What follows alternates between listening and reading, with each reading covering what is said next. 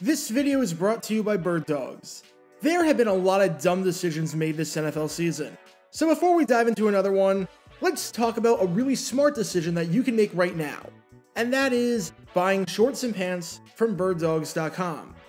Bird Dogs has a signature built-in liner designed for maximum comfort.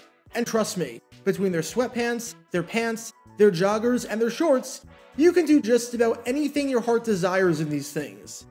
Heck, if you wanted to kick someone for their poor performance, or wanted to go to a bar to hit on someone who wasn't your wife, you can do so in your new pair of Suburban Myers.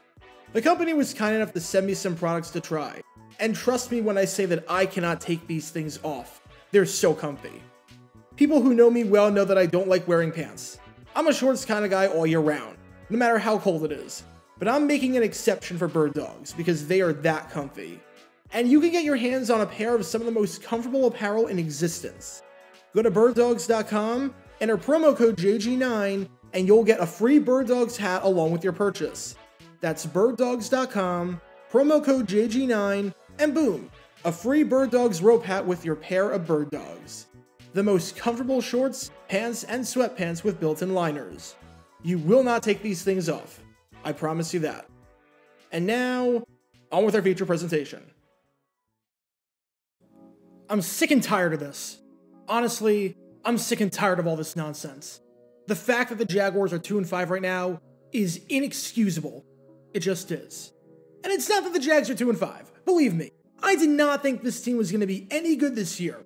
I thought anyone who bet the over at 6.5 wins when I'm about to graduate law school, and since I graduated middle school, this team has only crossed that threshold one time, was stupid, needed to be checked into a hospital for a mental evaluation, and was just giving Vegas free money. It was the easiest under ever. But it's the way that this team is 2-5.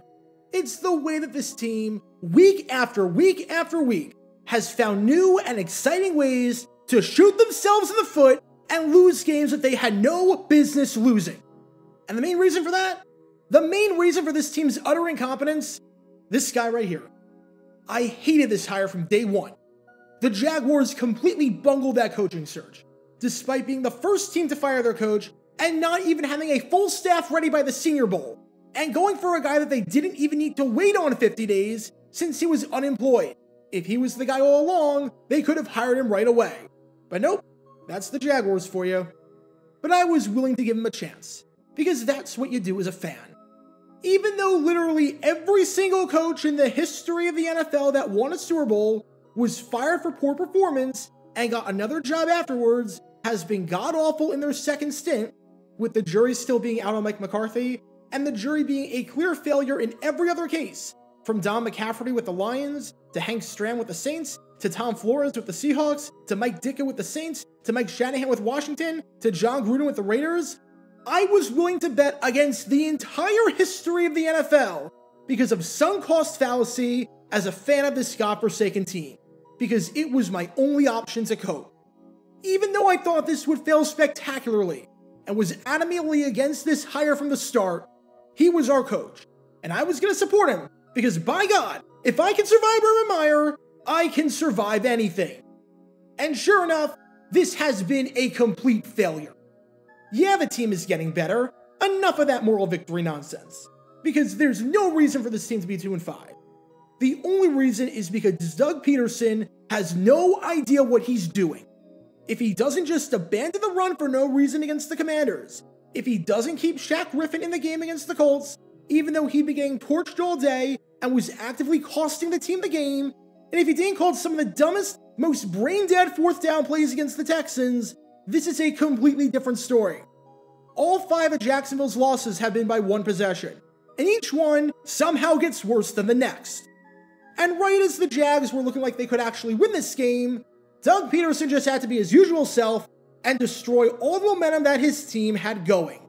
Here's the situation for those who aren't watching this in the immediate aftermath of the game. And trust me, I'm gonna keep this brief, because the less I have to relive this absolute train wreck, the better. It's October 23rd, 2022. It's week 7 of the NFL season, and we have the Jacksonville Jaguars, a 2-4 team that is inexplicably favored, despite losing 18 straight games against NFC opponents against the 5-1 New York Giants, Explain that one to me, Vegas. Thanks for the free money. The Jaguars are actually looking alright, as through 3 quarters, they hold on to a 17-13 lead. And after starting the drive from their own 20-yard line following a punt, they're moving the ball down the field, and looking like they're in control. A touchdown on this drive would be big for obvious reasons, as if they can make this a 2-possession game in the 4th quarter, especially with how well they've been running the ball, they're in a good spot. And after some first downs on some good plays by Trevor Lawrence, including a 14-yard pass to Zay Jones, a 20-yard pass to Zay Jones, and a 12-yard pass to the former Giants tight end Evan Ingram, the Jaguars find themselves on the 25-yard line of the Giants, facing 2nd and 6. And on this play, they call a nice wide receiver reverse to Christian Kirk, which picks up the first down. Looks incredibly obvious that it's a first down. I mean, it looked clear as day in real time on the broadcast footage, it looked clear as day on the replays that he got it, and even if we remember that the yellow line is by no means official, you can see where the chains are, and you can see where Kirk goes down. He clearly got the first down. However, because the refs were drunk on both sides during this game, they mark it short of the sticks for some reason. Even though Kirk went down way past the 20-yard line, they mark it just behind the 20, setting up 3rd and 1. Fortunately, Doug Pederson has a challenge flag in his back pocket. He can throw the flag if he wants to, and he can correct the referee's awful call with one simple flag toss. So what does Doug Pederson decide to do? Absolutely nothing. He decides not to challenge the play. Despite it being blatantly obvious that this is a first down, despite having ample opportunities to see a replay, even being able to see one on the absurdly large video board, and despite a first down being absolutely huge at this stage in the game and at this part of the field, he inexplicably decides not to throw the flag, depriving the Jaguars of a first down that they earned. And you're never going to believe how this drive ended. Go ahead. Take a wild guess as to what Pederson's complacency and incompetence led to. Lawrence keeps, he's pushed from the behind, and that may have been enough to get him forward, although there's no signal yet. Welcome to Dumb Decisions. Before I break down what happened here, this whole series is about taking an in-depth look at decisions made during games that were clearly awful from the start. This isn't something to look bad in hindsight. Rather, this is something to look awful almost immediately. These are moves where gut instinct tells you right away that there is no way this can possibly work. And sure enough, your gut instinct was smarter than that of an NFL head coach. And for this one, we're taking a look at the mind of Jacksonville Jaguars head coach Doug Pederson. You know, at least with Urban Meyer, he was so bad and was such a train wreck that Shad Khan had to fire him because he lost his trust and was lying to his face. At least the Jaguars didn't waste years under him. With Pederson, I have a bad feeling that Khan's notoriously long leash, that gave Gus Bradley 4 years, that gave Doug Marrone 4 years, and that gave General Manager Dave Caldwell 8 years, is going to hold on to Pederson for too long and completely waste the talents of a lot of guys on this team, even though it is obvious to anyone with eyes that this man cannot coach. And whatever happened with the Eagles in 2017, much like whatever happened with the Jaguars in 2017, was a complete fluke. Because aside from Nathaniel Hackett, who is just in a league of his own, Pederson might be the worst in-game coach from a situational standpoint in the entire NFL. He's that bad, and anyone that's watched the Jaguars this season knows exactly what I'm talking about. So with that being said, let's talk about why not challenging an obvious first down that would have kept the drive alive is a bad idea. And to do that, we're actually going to dive straight into Doug Pederson's explanation as to why he opted not to challenge this play, because he was asked about it in the post-game presser. You want to know what he said? You want to know what this absolute joke of a head coach had to say about why he didn't challenge it? It would be one thing if he said he didn't challenge it because he doesn't like challenging spot fouls, since they rarely get overturned. Mike McCarthy said that last week, and you can learn more about that awful non-challenge on his end by clicking the card in the upper right corner. It would be one thing if he wanted to save it for later in the game. It would be one thing if he just didn't have faith in challenging, which wouldn't make sense, seeing as he was successful on a way more controversial challenge on the previous drive. But Pederson said none of those things.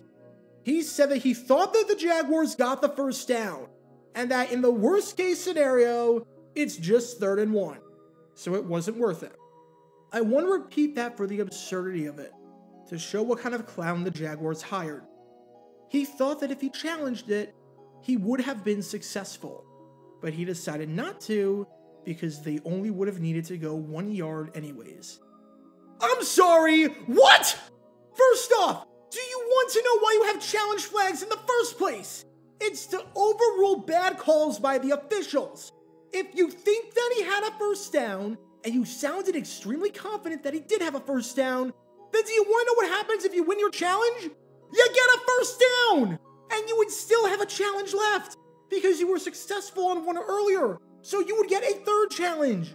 Really, if you were that confident that he had a first down, and you had no reason not to be, then literally nothing bad happens.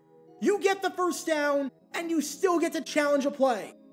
Maybe I would understand this a bit if he was unsuccessful on an earlier challenge, and knowing that he wouldn't be able to get a third challenge, decided to save it for another play later in the game. But that wasn't the case here. If you're on a sportsbook, and that sportsbook offers you a free $50 bet on something blatantly obvious, like Patrick Mahomes to complete one pass, and that sportsbook has a deal that says if you win that bet specifically, you get another free $50 bet to use on something else, would you take them up on that offer? Of course you would! Of freaking course you would! You know why? Because you have common sense, which is something that this head coach clearly lacks. I get not wanting to challenge 50-50 calls and possibly risk losing a timeout. But this was a 99-1 call, and the only way this play doesn't get overturned is if the men running the replay station in New York decide to look at the play while wearing those glasses that driver's education schools make people wear to simulate what your vision is like as a drunk driver. But then, to say that you didn't do it, not because you didn't think it wouldn't be overturned, but because it wasn't worth it since you only needed 1 yard? Where have I heard that one before? Oh yeah, literally earlier in the freaking month! In week 4, the Jaguars play the Philadelphia Eagles. It's the second quarter, and on 2nd and 10, Trevor Lawrence hands the ball off to Travis Etienne, picking up what looks like a very clear first down. I mean, he needs to get to the 35-yard line to get the first down, and by the time his knee is down, the ball is clearly at that spot. Move the chains, right? Nope, because the referees rule it 1 yard short, and say that it's 3rd and 1. Guess what Doug Pederson decides not to do? That's right, he decides not to challenge the play. What's the big deal? It's only 1 yard. It's not like we won't be able to pick up the yard. And it's not like this won't come back to bite us in any way whatsoever, right? Wrong. Because guess what team is unable to pick up the first down that they would have had if their head coach actually knew how to throw a challenge flag? That's right, the Jaguars. So don't give me that nonsense of, well, it wasn't worth the challenge even though we would have won it, because we would have picked up that 1 yard. When you literally did the exact same thing earlier in the season, and it failed. I expect a coach to actually grow and develop and learn from his mistakes, not just repeat them over and over again and have the memory of a goldfish. To summarize, there was no risk whatsoever to throwing the challenge, since you were dead confident that it was going to work. And because not only did you have a challenge left, but you still would have had a challenge left afterwards, since you would have been right and would have gotten a third automatically. And yet, you decided not to do this no-risk play that would have kept the drive alive, and maybe, with the way the team was moving the football, would have resulted in a touchdown, or at least some points, which are important late in a one-possession game.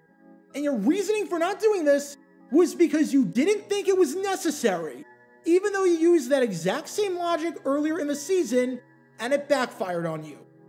I swear, I'm done with Doug Pederson as the head coach of this team. This is supposedly one of the 32 brightest minds in football, and he's coming out here using this absolute nonsense as his rationale, and explaining this to a fanbase that has seen this team lose 19 straight games against NFC teams, and has seen this team lose 34 of its last 39 games. It's pathetic. It's embarrassing. And for an entire generation of Jags fans, it's all they've ever known, and it doesn't get any easier.